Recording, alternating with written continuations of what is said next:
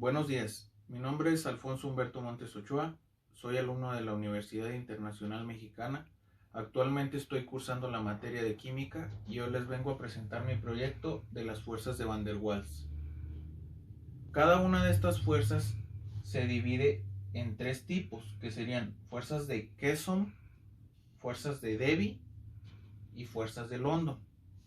Pero antes de explicar qué es cada una de estas fuerzas, quiero explicar qué son las fuerzas de Van der Waals. Las fuerzas de Van der Waals son fuerzas intermoleculares o interacciones entre moléculas. Un ejemplo, por ejemplo, aquí en las fuerzas de Keson serían moléculas dipolo-dipolo. ¿Qué significa esto? Que cada molécula sería polar. ¿Qué significa esto? Que cada una de las moléculas tendría una carga positiva y negativa. Como pueden ver, aquí tengo una representación de dos moléculas de cloruro de hidrógeno. Como pueden ver, las dos son iguales, cada una con carga positiva y negativa.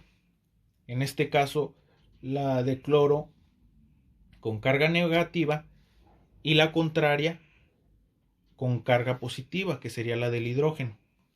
Entonces, en los laterales, al ser dos moléculas diferentes o polares, se atraen. Esto sería una fuerza fuerte. En la siguiente fuerza serían las fuerzas de Debye, que serían dipolo a dipolo inducido. ¿Qué significa esto? Esto significa, por ejemplo, aquí en la representación, como pueden ver, tengo dos moléculas diferentes. Una molécula de cloruro de hidrógeno y otra de hidrógeno. Cada una diferente, una polar con carga positiva y negativa y otra apolar con doble carga negativa. Entonces, aquí lo que trata de hablar esta fuerza es que una molécula puede inducir a otra. ¿Cómo? Al estas dos moléculas ser contrarias, una con carga positiva y una con carga negativa, puede esta atraer a esta. Entonces, esa sería una fuerza media, ya que una molécula dipolo sería permanente y la otra sería inducible. En la siguiente fuerza serían las fuerzas de London. ¿Qué significa esto? Bueno, serían dos dipolos inducidos. Aquí tenemos una representación de dos moléculas de yodo. Cada una puede ser normalmente doble carga negativa, pero al ser o estar influenciadas por el movimiento de los electrones dentro de la molécula, puede darse el caso en que la molécula termine como polar y polar, o polar una y otra apolar, que vendría o abarcaría las otras dos fuerzas, dos polares o una polar y otra polar. En este caso, dependiendo del movimiento de los electrones dentro de la molécula, se puede dar, por ejemplo, que esta molécula sea apolar y la otra sea polar. Entonces,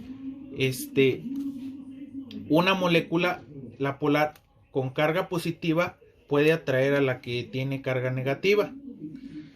Esta sería una fuerza débil y estaría influenciada por la fuerza de dispersión. En la vida cotidiana, ¿cómo se puede representar estas situaciones o estas fuerzas? Estas fuerzas se pueden representar en cualquier situación o en cualquier cosa que esté en estado líquido o en estado sólido o gaseoso. Aquí se representaría, por ejemplo, las dipolo-dipolo como moléculas, al ser polares, estarían completamente unidas, ya que se atraen, y eso se convertiría en estado sólido. En la siguiente fuerza, que sería dipolo a dipolo inducido, serían moléculas un poco separadas, pero no tanto. Serían moléculas que estarían muy manipulables, como el agua, que sería ya un estado líquido. Y en la siguiente fuerza, que serían las fuerzas de London, serían dipolos inducidos, ya en un estado gaseoso, un poco más separadas, ya totalmente en dispersión. En la vida cotidiana, ¿en qué situación se puede dar esto? Bueno, se puede dar, como ven aquí, en las patitas del gecko. Y bueno, ya sería todo de mi proyecto. Muchas gracias